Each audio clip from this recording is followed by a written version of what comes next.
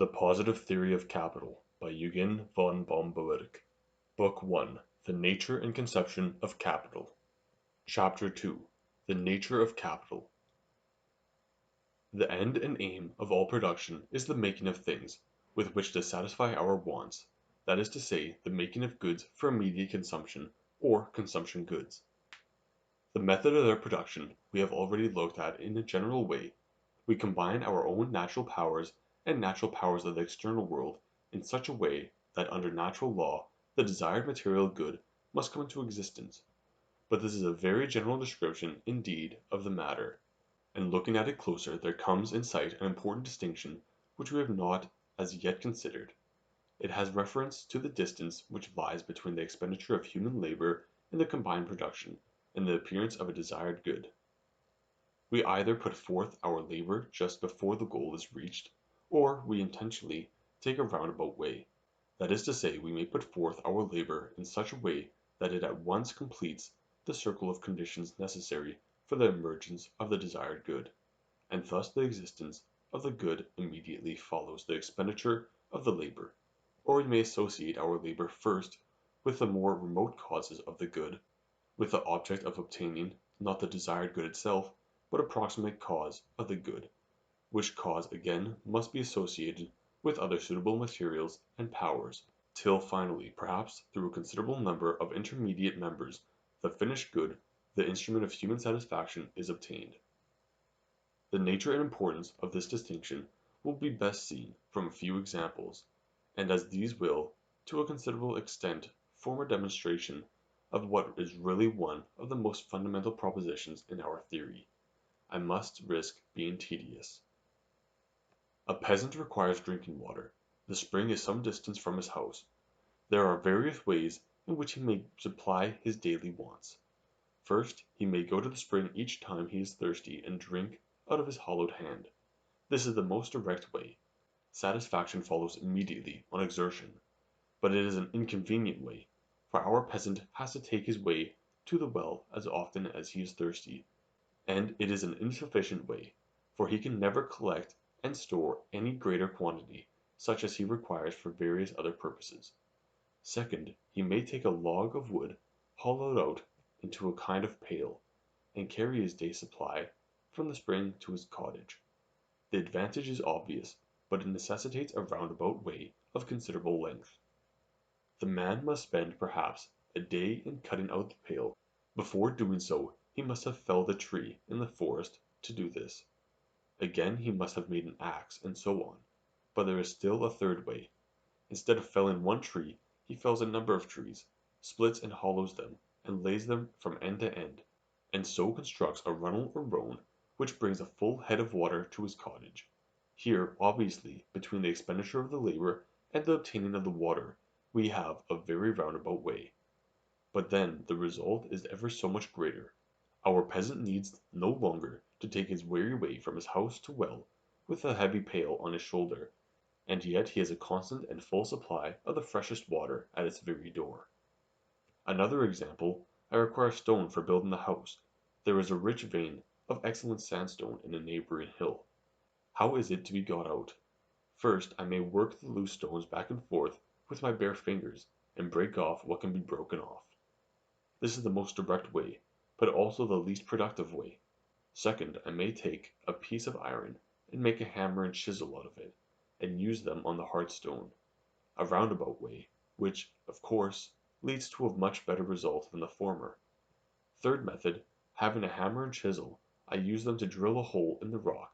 Next I turn my attention to procuring charcoal, sulphur, and niter, and mixing them in a powder. Then I pour the powder into the hole, and the explosion that follows splits the stone into convenient pieces. Still more of a roundabout way, but one which, as experience shows, is as much superior to the second way in a result as the second was to the first. Yet another example, I am short-sighted and wish to have a pair of spectacles. For this I require ground and polished glasses, and a steel framework. But all that nature offers toward that end is silicious earth and iron ore. How am I to transform these into spectacles? Work as I may, it is impossible for me to make spectacles directly out of silicious earth, as it would be to make the steel frames out of the iron ore. Here there is no immediate or direct method of production. There is nothing for it but to take the roundabout way, and indeed a very roundabout way. I must take silicious earth and fuel, and build furnaces for smelting the glass from the silicious earth. The glass thus obtained has to be carefully purified, worked, and cooled by a series of processes. Finally, the glass thus prepared, again by means of ingenious instruments carefully constructed beforehand, is ground and polished into the lens fit for short-sighted eyes. Similarly, I must smelt the iron ore in a blast furnace, change the raw iron into steel, and make the frame there from processes which cannot be carried through without a long series of tools and buildings that on their part again require great amounts of previous labor. Thus by an exceedingly roundabout way the end is attained. The lesson to be drawn from all these examples alike is obvious. It is that a greater result is obtained by producing goods in roundabout ways than by producing them directly. Where a good can be produced in either way, we have the fact that, by this indirect way, a greater product can be got with equal labor, or the same product with less labor. But beyond this the superiority of the indirect way manifests itself in being the only way in which certain goods can be obtained, if I might say so. It is so much the better that it is often the only way. That roundabout methods lead to greater results than direct methods is one of the most important and fundamental propositions in the whole theory of production. It must be emphatically stated that the only basis of this proposition is the experience of practical life. Economic theory does not and cannot show a priori that it must be so, but the unanimous experience of all the technique of production says that it is so. And this is sufficient, all the more that the facts of experience which tell us this are commonplace and familiar to everybody. But why is it so? The economist might quite well decline to answer this question, for the fact that a greater product is obtained by methods of production that begin far back is essentially a purely technical fact, and to explain questions of technique does not fall within the economist's sphere. For instance, that tropical lands are more fruitful than the polar zone, that the alloy of which coins is made stands more wear and tear than pure metal, that a railroad is better for transport than an ordinary turnpike road. All these are matters of fact with which the economist reckons, but which his science does not call on him to explain. But this is exactly one of those cases where, in the economist's own interest, the interest he has in limiting and defining his own task, it is exceedingly desirable to go beyond the specific economic sphere. If the sober physical truth is once made clear, political economy cannot indulge in any fancies or fictions about it, and in such questions political economy has never been behind in the desire and the attempt to substitute its own imaginings. Although then this law is already sufficiently accredited by experience, I attach particular value to explain its cause, and, after what has been said as to the nature of production, this should not be very difficult. In the last resort all our productive efforts amount to shiftings and combinations of matter. We must know how to bring together the right forms of matter at the right moment, in order that from those associated forces the desired result, the product wanted, may follow. But, as we saw, the natural forms of matter are often so infinitely large, often so infinitely fine, that human hands are too weak or too coarse to control them. We are as powerless to overcome the cohesion of the wall of rock when we want building stone, as we are from the carbon, nitrogen, hydrogen, oxygen, phosphor, potash, etc., to put together to a single grain of wheat. But there are other powers which can easily do what is denied to us, and these are the powers of nature. There are natural powers which far exceed the possibilities of human power in greatness, and there are other natural powers in the microscopic world which can make combinations that put our clumsy fingers to shame. If we can succeed in making those forces our allies in the work of production, the limits of human possibility will be infinitely extended, and this we have done.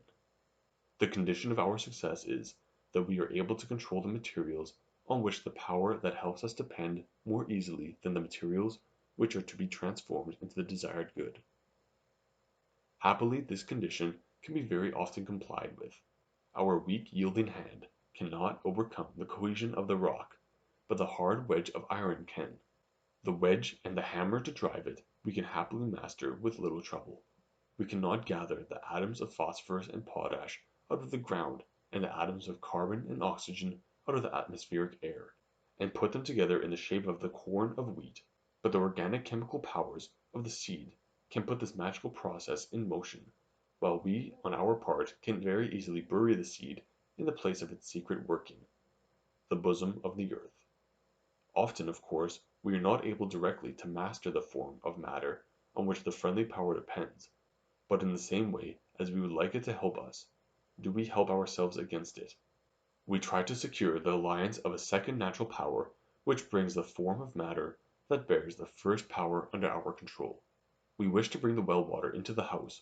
Wooden roans would force it to obey our will, and take the path we prescribe, but our hands have not the power to make the forest trees into roans.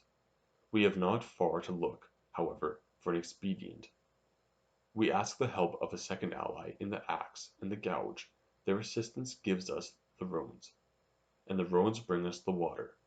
And what in this illustration is done through the mediation of the 2 or 3 members may be done with equal or greater results through 5, 10, or 20 members, just as we control and guide the immediate matter of which the good is composed by one friendly power, and that power by a second, so can we control and guide the second by a third, and the third by a fourth, this again by a fifth, and so on, always going back to more remote causes and the final result, till in the series we come at last to the one cause which we can control conveniently by our own natural powers. This is the true importance which attaches to our entering on roundabout ways of production, and this is the reason of the result associated with them. Every roundabout way means the enlisting of our service of a power which is stronger or more cunning than the human hand. Every extension of the roundabout way means an addition to the powers which enter into the service of man, and the shifting of some portion of the burden of production from the scarce and costly labor of human beings to the prodigal powers of nature. And now we may put into words an idea which has long waited for expression and must certainly have occurred to the reader. The kind of production which works in these wise circuitous methods is nothing else than what economists call capitalist production, as opposed to that production which goes directly at its object. And capital is nothing but the complex of intermediate products which appear on the several stages of the roundabout journey. It is in this way I interpret the most important fundamental conception in the theory of capital, and I should be very glad to stop here. But like so many another conception in this theory of capital, this conception of capital itself has become a veritable apple of discord to the theorists. A perfectly amazing number of divergent interpretations here confront each other, and block the approach to the theory of capital with one of the most vexatious controversies in which our science could be involved.